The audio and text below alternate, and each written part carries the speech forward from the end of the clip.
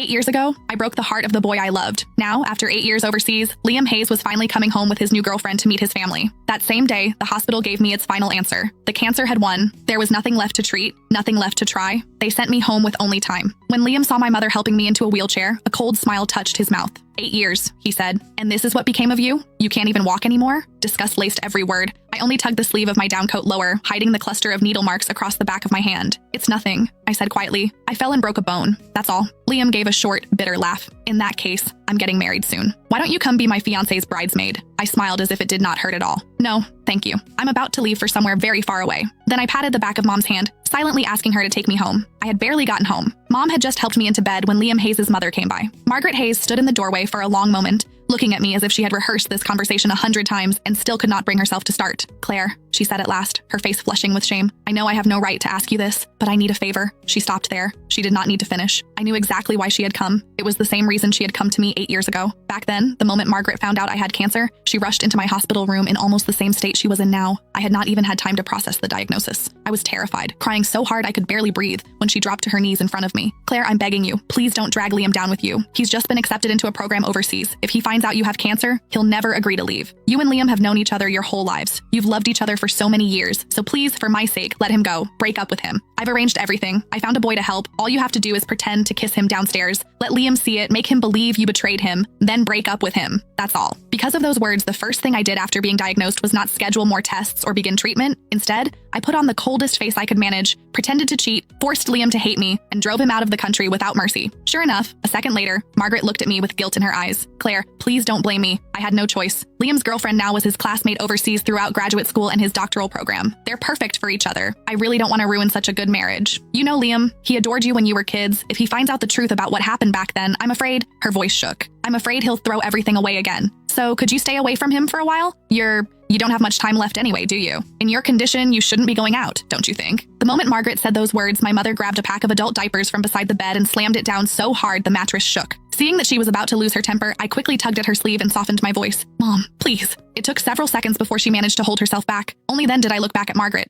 I can promise I won't tell Liam what happened 8 years ago, I said calmly. But I can't promise I won't see him. No, I could not promise that, because during all 8 years of surgeries, chemo, and hospital ceilings, there had never been a day when I stopped missing Liam. When chemotherapy became too much to bear, I would clutch the old photo of Liam and me until my fingers cramped. Some nights, that picture was the only thing that kept me from giving up. I went through more surgeries than I could count. Some minor, some so dangerous Mom signed the consent forms with shaking hands. More than once, I was rushed into the ICU and almost did not wake up again. Every time, Mom stood beside my bed and shouted herself hoarse. Claire, have you forgotten? You said you were going to survive.